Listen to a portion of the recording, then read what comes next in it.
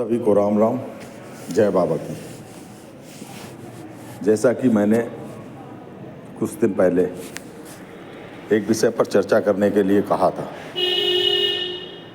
वो विषय था राजनीति और हम।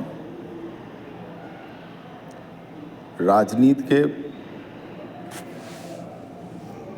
शब्द को सुनते ही सबके मन में एक विचार आ जाता है, जिसमें लंबे कुर्ते वाले बड़े नेता, विधायक, सांसद, मंत्री, ऐसा सब कुछ दिखाई देने लगता है।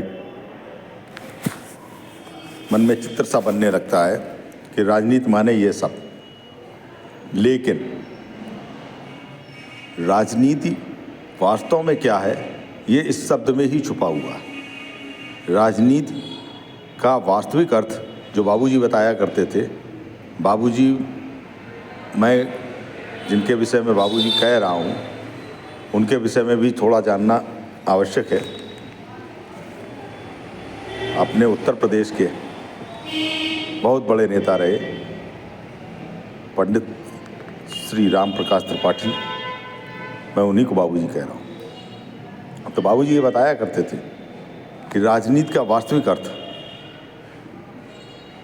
नीति का राज। लेकिन इस बात से वो भी खिन्न रहते थे, कभी कभी वो भी दुखी मन से कहते थे कि राजनीति कहाँ जाना चाहिए था और किस दिशा में चली गई। इस विषय को लेकर कई बार उन्होंने बहुत सी चर्चा की थी। उसी विषय को थोड़ा थोड़ा करके मैं आप लोगों के बीच में लाना चाहता हूँ, आप लोगों के साथ साझा करना चाहता हूँ, ताकि राजनीति की दिशा और दशा दोनों में कुछ ना कुछ सुधार लाया जा सके। हालांकि आज की राजनीति में सिर्फ एक दल में दो चार बिरले नेता ऐसे हैं जो सही राजनीति की दिशा पे काम कर रहे हैं। बाकी निचले स्तर पर तो शायद ही देखने को कहीं ऐसा कुछ मिले जहां नीति का राज दिखाई दे। हालांकि ऊपर से नीति का राज स्थापित करने का कुछ हद तक प्रयास हो रहा है कुछ जगहों पर, लेकिन निचले स्तर पर ऐसा कुछ दिखाई नहीं देता।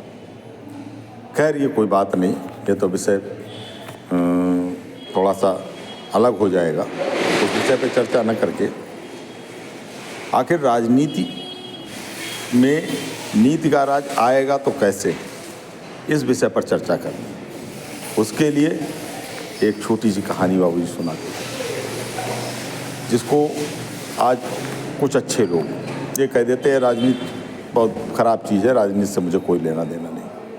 उसी विषय पर कहते थे। इसकी चर्चा मैं अगली बार करूंगा। अभी अगर इस विषय पर चर्चा करने बैठा तो ये पहला जो क्रम है वीडियो का वो बहुत लंबा हो जाएगा। इसलिए अगले वीडियो में मैं ये बताऊंगा कि अच्छे लोगों को राजनीति में क्यों आना चाहिए, ये बाबूजी क्यों कहते थे और इसका क्या लाभ हो सकता है नीति का राज स्थापित करने के लिए। जय हिंद, जय भारत, जय श्री राम, जय बाबा की।